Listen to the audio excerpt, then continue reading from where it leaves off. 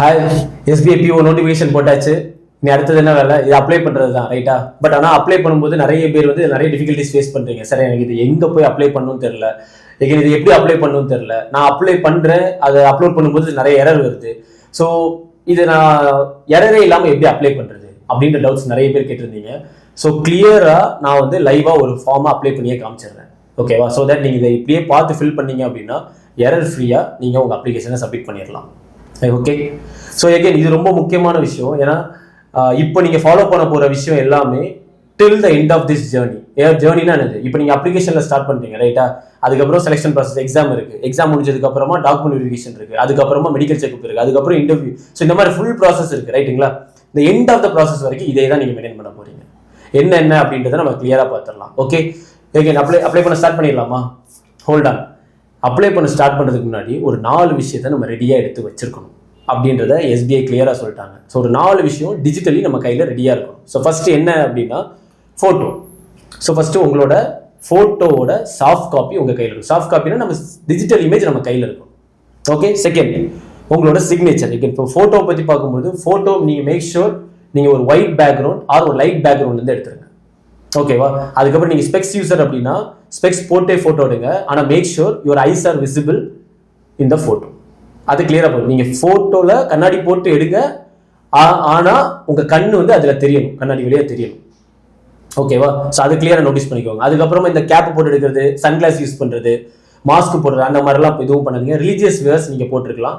So ஆனால் உங்கள் face வந்து விசிபிளாக இருக்கும், கிளியர்?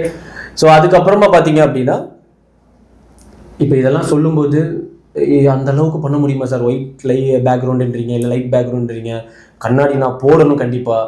இல்லைன்னா நீங்கள் கண்ணாடியை கலத்திட்டு நீங்கள் இப்போ ஃபோட்டோ எடுத்துட்டீங்க அப்படின்னா நாளைக்கு எக்ஸாம் ஹால் போகும்போது கண்ணாடியை போட்டு வேலை போயிட்டீங்கன்னா நீங்களும் அங்கே கொஞ்சம் டிஃப்ரெண்ட்டாக தெரியுவீங்க. ஆட்டோமேட்டிக்கலி இல்லை பண்ணி அந்த பர்சனில் சொல்லிட்டு நம்மளை வெளியே அமைச்சிருவாங்க. இது மாதிரி நடக்க வாய்ப்பு இருக்கும், சரிங்களா? அதனால கண்ணாடி போட்டிருக்கீங்க அப்படின்னா மேக் ஷூர் கண்ணாடி போட்டு எடுத்துருங்க. ஆனால் கண்ணும் அது வழியாக தெரியணுன்றாங்களே. ஸோ இவ்வளோ ப்ராப்ளம்ஸ் இருக்குது. அதனால என்ன அப்படின்னா ஒரு ஸ்டூடியோ போய் எடுத்துருங்க. பெட்டர் ஸ்டூடியோ போய் எடுக்கிறது தான் நான் ஜென்ரலி ரெக்கமெண்ட் பண்ணுறேன். ஸோ அதில் போய் எடுத்துட்டீங்க அப்படின்னா அவங்க உங்களுக்கு ஹார்ட் காப்பியும் கொடுத்துருவாங்க, சாஃப்ட் காப்பியும் கொடுத்துருவாங்க, நல்ல ஹை கிளாரிட்டிலையும் கொடுத்துருவாங்க. எகைன் நீங்கள் ஒரு தடவை தான் எடுக்க போகிறீங்க. இதுக்கப்புறம் வரக்கூடிய எல்லா எக்ஸாம்ஸ்க்கும் நீங்கள் அதை யூஸ் பண்ணிக்க போகிறீங்க, ரைட்டா? அதுக்கப்புறம் எவ்வளோ இன்டர்வியூஸோ இல்லை எவ்வளோ அப்ளிகேஷன்ஸ்க்கோ நீங்கள் அதை யூஸ் பண்ணலாம். ஓகே, எகைன் ஹார்ட் காப்பி இந்த எக்ஸாமுக்கு ஒரு 8 ஃபோட்டோ காப்பீஸ் தான் கேட்டிருக்காங்க. ஹார்ட் காப்பீஸ் ஃபிசிக்கலாக ஃபோட்டோ வந்து ஒரு 8 தான் கேட்டிருக்காங்க. நீங்கள் ஒரு 20 காப்பி எடுத்து வச்சுக்கோங்க, ஏன்னா அடுத்தடுத்த எக்ஸாம்ஸ்க்கு நமக்கு யூஸ் ஆகும். ஓகே, ஸோ ஃபோட்டோ பற்றி கிளியராக பார்த்துட்டோம். Second signature. சிக்னேச்சர் வந்து ஒரு ஒயிட் பேப்பரில் பிளாக் இங்கில் சைன் பண்ணிடுங்க. ஒயிட் பேப்பரில் பிளாக் இங்கில் சைன் பண்ணுங்கள். எகைன் சிக்னேச்சரில் ரொம்ப முக்கியமாக கேபிட்டல் லெட்டர்ஸில் சைன் பண்ணிடாதீங்க, ஓகேவா? சும்மா அப்படி கம்ப்ளீட்டாக கேபிட்டல் லெட்டர்ஸில் நம்ம பண்ணியிருக்க மாட்டோம் மோஸ்ட்டாக, ஓகேவா? பட் இருந்தாலும் சில பேர் யாராவது அப்படி பண்ணியிருக்கீங்க அப்படின்னா கேபிட்டல் லெட்டர்ஸில் சைன் பண்ணாதீங்க. எகைன் இப்போ நீங்கள் பண்ண போகிற சிக்னேச்சர் தான் நான் சொன்ன மாதிரி ஆரம்பத்திலே சொன்ன மாதிரி எண்ட் ஆஃப் த ப்ராசஸ் வரைக்கும் இதை தான் ஃபாலோ பண்ண போகிறீங்க. இதுக்கப்புறம் டாக்குமெண்ட் வெரிஃபிகேஷனில் பண்ண சொல்கிறாங்க, எக்ஸாம் ஹாலில் போயிட்டு நீங்கள் போகிறதுக்கு முன்னாடி உங்கள் கால் லெட்டரில் பண்ண சொல்கிறாங்க. எல்லாத்துலேயுமே இப்போ நீங்கள் போடுற சிக்னேச்சர் தான் த்ரூ அவுட் போட போகிறீங்க. ஸோ மேக் ஷூர் இப்போ நீங்கள் போடுற சிக்னேச்சரை எண்டு வரைக்கும், அட்லீஸ்ட் உங்கள் ஜாயினிங் டேட் வரைக்கும் அதை மாற்றிக்காத மாதிரி பார்த்துக்கோங்க, கிளியர்? எகைன் தேர்ட் உங்களோட left hand thumb impression. So left hand thumb impression வந்து மேக் ஷூர் ஒரு ஒயிட் பேப்பரில் பிளாக் இங்க் ஆர் ப்ளூ இங்கில் உங்கள் தம்ப் இம்ப்ரெஷனை கொண்டு வந்துடுங்க. ஸோ அதை நீங்கள் எய்தர் ஸ்கேன் பண்ணியோ இல்லை ஒரு ஃபோட்டோ எடுத்தோ உங்கள் சிஸ்டம் கொண்டு வந்துடுங்க, கிளியரா? ஸோ சப்போஸ் சில பேருக்கு லெஃப்ட் ஹேண்ட் இல்லாமல் இருக்கும், லெஃப்ட் ஹேண்ட் தம்ப் இல்லாமல் இருக்கும் அப்படின்னா நீங்கள் உங்களோட ரைட் ஹேண்ட் தம்பை நீங்கள் யூஸ் பண்ணி நீங்கள் வந்து அந்த உங்களோட இம்ப்ரெஷனை அங்கே கொண்டு வந்துடலாம், கிளியர்? அப்புறம் hand return declaration. Okay, hand return declaration first டைமாக அப்ளை பண்ணுறவங்களுக்கு இது கொஞ்சம் புதுசாக இருக்கும். சார் அது என்ன சார் ஹேண்ட் ரிட்டன் டிக்ளரேஷன் அப்படின்னு? ஸோ ஒன்றும் இல்லை, இந்த மாதிரி ஒரு கண்டென்ட் இருக்குது. இதை நீங்கள் வந்து ஹேண்ட் ரிட்டன்னே கொடுத்துட்டாங்க, ரைட்டா? இந்த கண்டென்ட் அவங்க எஸ்பிஐயே கொடுத்துட்டாங்க. இதை நீங்கள் ஒரு பேப்பரில் எழுதணும், அப்படியே கைப்பட எழுதணும். அந்த நேம் ஆஃப் த கேண்டிடேட் இடத்துல உங்கள் பேர் எழுத போகிறீங்க, டேட் ஆஃப் பர்த்தில் உங்கள் டேட் ஆஃப் பர்த்தை போட்டு பாக்கி இருக்கிறதெல்லாம் அப்படியே எழுதி இதை நீங்கள் எதர் ஸ்கேன் பண்ணலாம். அதாவது நீங்கள் எழுதின பேப்பர் ஒரு ஒயிட் பேப்பரில் தானே எழுதுறீங்க, ஒயிட் பேப்பரில் பிளாக் இங்கில் இதை நீங்கள் எழுதணும். இதை அப்படியே ஸ்கேன் பண்ணலாம், இல்லைன்னா ஒரு ஃபோட்டோ எடுத்து உங்கள் சிஸ்டமை கொண்டு வந்துடலாம். சிம்பிள். இந்த 4 விஷயமும் ஃபஸ்ட்டு டிஜிட்டலி நம்ம கையில் இருக்கணும். ஆனால் இதில் சில கண்டிஷன்ஸ் இருக்குது, ஓகேவா? இதை என்ன ஃபார்மெட்டில் கொண்டு வரணும், இமேஜ் ஃபார்மெட் நம்ம என்ன யூஸ் பண்ணணும், இது வந்து ஃபைல் சைஸ் எதுதான் மேக்ஸிமம் போர்ட்டல் அலோவ் பண்ணுறாங்க, இந்த மாதிரி நிறைய கண்டிஷன்ஸ் இருக்குது. ஸோ அதை 1 by 1 கிளியராக பார்த்துடலாம், ஓகேவா? ஸோ ஃபஸ்ட்டு ஃபோட்டோவாக இருக்கட்டும், சிக்னேச்சராக இருக்கட்டும், நம்ம லெஃப்ட் ஹேண்ட் தம்ப் இம்ப்ரெஷனாக இருக்கட்டும், இல்லைன்னா உங்களோட இப்போ லாஸ்ட்டாக பார்த்த ஹேண்ட் ரிட்டன் டிக்ளரேஷனாக இருக்கட்டும், எல்லா இமேஜஸையுமே நீங்கள் ஜேபெக் ஃபார்மெட்டில் தான், அதாவது ஜேபிஇஜின்னு சொல்லுவாங்க, இல்லை ஜேபிஜின்னு சொல்லுவாங்க, இந்த ஃபார்மெட்டில் தான் அதை நீங்கள் வச்சுருக்கணும். ஓகே சார், என்கிட்ட இருக்கிற இமேஜ் இப்போ ஜேபெக்கில் இருக்கா, இல்லை வேறு என்ன ஃபார்மெட் நான் எப்படி கண்டுபிடிக்கும், அது எல்லாமே நான் கிளியராக ஷேர் பண்ணுறேன். ஓகேவா? வேறு எந்த ஃபார்மெட்டும் அலோவ் பண்ணுவோம், ஏன்னா இங்கே பிஎன்ஜி இருக்குது, எஸ்விஜி இருக்குது, நிறைய ஃபார்மெட்ஸ் இருக்குது. அகெயின் ஃபோட்டோவோட இமேஜ் சைஸ் 20 கேபிலேருந்து 50 கேபிக்குள்ளே மட்டும்தான் இருக்கும். 20 கேபிலேருந்து 50 கேபி. இப்போ உங்களுக்கு டவுட் வரல, சார் நான் ஸ்டூடியோலேருந்து எடுக்க சொன்னீங்க, நானும் எடுத்துகிட்டு வந்துட்டேன், இல்லை என்கிட்ட கரண்ட்லி இருக்கிற ஃபோட்டோவே பார்த்தீங்கன்னா 2 MB 3 MB வருது, ஏன்னா ரொம்ப ஹை கிளாரிட்டியில் எடுத்தது. ஸோ இது எப்படி சார் நான் வந்து 20 கேபிலேருந்து 50 கேபி கொண்டு வருதுன்னா, அது எல்லாமே கிளியராக நான் ஷேர் பண்ணிடுறேன். ஓகேவா? அது எப்படி பண்ணலான்றதே நான் உங்களுக்கு காமிச்சிடுறேன், லைவாகவே காமிச்சிடுறேன். ஸோ மேக் ஷூர் உங்கள் ஃபோட்டோ வந்து ஜேபெக் ஃபார்மெட்டில் இருக்கிற மாதிரி பார்த்துக்கோங்க. அதுக்கப்புறம் சைஸ் வந்து 20லேருந்து 50 கேபிக்குள்ளே இருக்குதான்றதை செக் பண்ணிக்கோங்க. இது எல்லாமே எப்படி இருக்குது சார், எனக்கு என்ன சைஸில் இருக்குது தெரியல அப்படின்னாலும் அதையும் நம்ம கிளியராக பார்த்துக்கலாம். சரிங்களா? சிக்னேச்சர் அதே மாதிரி தான், ஃபைல் ஃபார்மெட்டு ஜேபிஜி தான். சைஸ் வந்து 10 கேபிலேருந்து 20 கேபிக்குள்ளே தான் இருக்கணும். ஒயிட் பேப்பரில் பிளாக்கிங்கில் போடணும். ஸ்டார்டிங்கை நம்ம பார்த்துட்டோம்.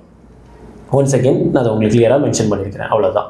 ஒயிட் பேப்பரில் பிளாக்கிங்கில் நீங்கள் சைன் பண்ணணும். அதுக்கப்புறம் உங்கள் லெஃப்ட் ஹேண்ட் தம்ப் இம்ப்ரெஷன் சொன்ன மாதிரி லெஃப்ட் ஹேண்ட் தம்ப் இருக்கிறவங்க லெஃப்ட் ஹேண்டில் நீங்கள் போட்டுக்கலாம், அப்படி இல்லாதவங்க ரைட் ஹேண்ட் யூஸ் பண்ணிக்கலாம். மேக் ஷூர் ஒயிட் பேப்பரில் ப்ளூ ஆர் பிளாக்கிங்கில் உங்கள் தம்ப் இம்ப்ரெஷனை மேக் பண்ணிக்கோங்க.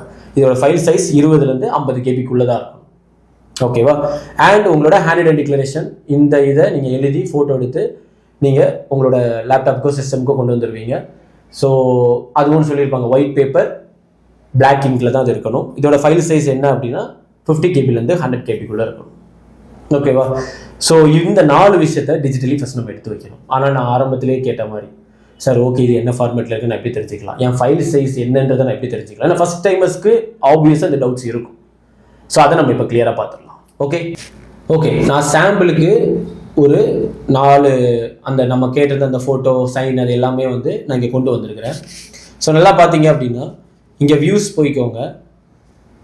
இதில் நீங்கள் பார்த்தீங்கன்னாலே தெரியும், இங்கே வந்து ஜென்ரலாக உங்கள் சிஸ்டமில் இங்கே எக்ஸ்ட்ரா லார்ஜ் ஐக்கான், மீடியம்ஸ் இப்படிலாம் இருக்கும். இதில் டீட்டெயில்ஸ்ன்றதை மாற்றிக்கோங்க. ஓகேவா? இதில் டீட்டெயில் இப்போ ஃபார் எக்ஸாம்பிள் இது வந்து ஒரு மீடியம் ஐக்கான்ஸில் இருக்குது அப்படின்னா இப்படி தான் இருக்கும். இப்போ இதை வச்சு நீங்கள் என்ன ஃபைல் ஃபார்மெட்டில் இருக்குது, எவ்வளோ சைஸ் இருக்குன்றதெல்லாம் கண்டுபிடிக்க முடியாது. சைஸ் கூட அதை கிளிக் பண்ணால் கொண்டு வரலாம், இல்லை பக்கத்தில் கொண்டு போனால் வரும். ஸோ இதை பேசாமல் நீங்கள் என்ன பண்ணிருங்கன்னா வியூவில் போயிட்டு டீட்டெயில்ஸ்க்கு மாற்றிக்கோங்க. மாற்றிட்டீங்க அப்படின்னா இப்போ பாருங்கள், ஃபஸ்ட்டு ஃபோட்டோ என்ன ஃபார்மெட்டில் இருக்கணும், எல்லாமே ஜேபெக் ஃபார்மெட்டில் தான் இருக்கணும்னு சொல்லியிருந்தேன். ரைட்டா? ஜேபிஇஜி. ஸோ எல்லாமே ஜேபிஜி ஃபார்மெட்டில் இருக்குதா? ஸோ அதை கிளியராக பார்த்துக்கோங்க. அதுக்கப்புறம் ஒவ்வொன்றோட சைஸ் அங்கே கொடுத்துருப்பாங்க. ஃபோட்டோ வந்து நமக்கு என்னது 20லேருந்து 50 கேபிக்குள்ளே இருக்கணும். ஆனால் இங்கே 144 கேபி இருக்குது. அப்போ ஃபஸ்ட்டு இதை நம்ம ரெடியூஸ் பண்ணணும். 20லேருந்து 50 கேபிக்குள்ளே தானே இருக்குன்னு நம்ம பார்த்துருந்தோம். ஸோ இதை ஃபஸ்ட்டு நம்ம ரெடியூஸ் பண்ணிடலாம். ஸோ எப்படி ரெடியூஸ் பண்ணலாம் அப்படின்னா ரொம்ப சிம்பிள். ஓகேவா? உங்கள் க்ரோம் ப்ரௌசர் ஓப்பன் பண்ணிக்கோங்க, கூகுள் க்ரோம் ப்ரௌசரை. ஸோ அதில் போயிட்டு இப்படி ஆன்லைன்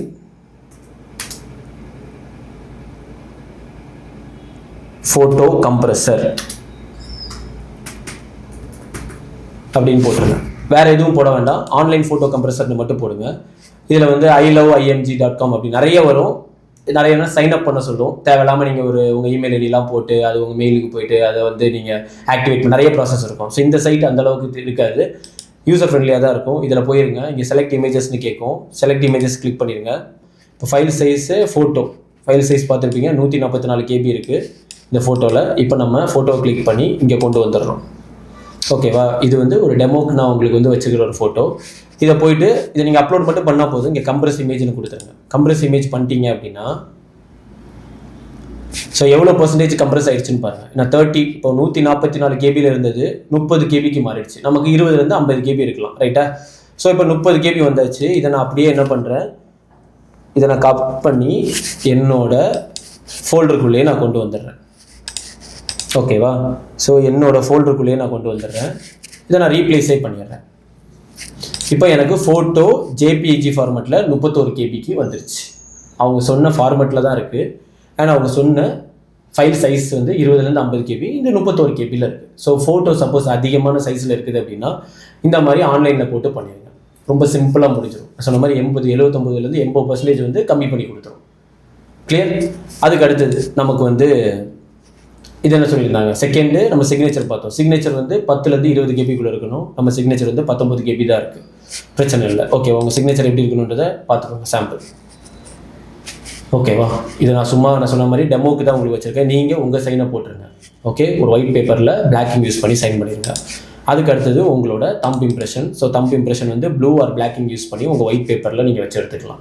ஓகே, ஸோ இதுவுமே சாம்பிளுக்கு தான் க்ரியேட் பண்ணியிருக்கிறேன். அதுக்கப்புறம் டிக்ளரேஷன். ஸோ டிக்ளரேஷன் பொறுத்த வரைக்கும் நான் அப்போவுமே காமிச்சிருந்தேன் கண்டென்ட்டை, ரைட்டாக? ஸோ இந்த டிக்ளரேஷனை நீங்கள் பேப்பரில் எழுதி கொண்டு வாங்க. மேக் ஷூர் ஒரு ஒயிட் பேப்பரில் பிளாக்கிங் யூஸ் பண்ணி எழுதிக்கோங்க. இங்கே நேமும் டேட் ஆஃப் பர்த் எழுதிக்கோங்க. ஸோ இது ஆல்ரெடி இருக்கிறனால இதை நான் பிளர் பண்ணியிருக்கிறேன். நான் சொன்ன மாதிரி இது சாம்பிளுக்கு கிரியேட் பண்ணது தான். ஓகேவா? நீங்கள் இந்த இடத்துல உங்கள் நேமையும் டேட் ஆஃப் பர்த்தை எழுதி இதை நீங்கள் ஃபோட்டோ எடுத்து இங்கே கொண்டு வரணும். ஸோ இங்கே 4 விஷயம் தான் தேவை. அந்த 4 விஷயத்துக்கு ஒரு 2 விஷயம் கண்டிப்பாக இருக்கணும். ஒன்று ஃபைல் சைஸு, இன்னொன்று இதோட ஃபார்மெட்டு. இவ்வளோ இருந்தால் போதும். நம்ம அப்ளை பண்ணுறதுக்கு முன்னாடி இந்த 4 விஷயத்தை வச்சுட்டோம் அப்படின்னா அப்ளிகேஷன் ப்ராசஸ் ரொம்ப ஸ்மூத்தாக முடிஞ்சிடும். ஓகே, இதை ரெடி பண்ணி வச்சுக்கோங்க. ரெடியாக இருக்குது அப்படின்னா அடுத்த வீடியோவில் எப்படி அப்ளை பண்ணலான்றதை நான் கிளியராக ஷேர் பண்ணுறேன். ஓகே.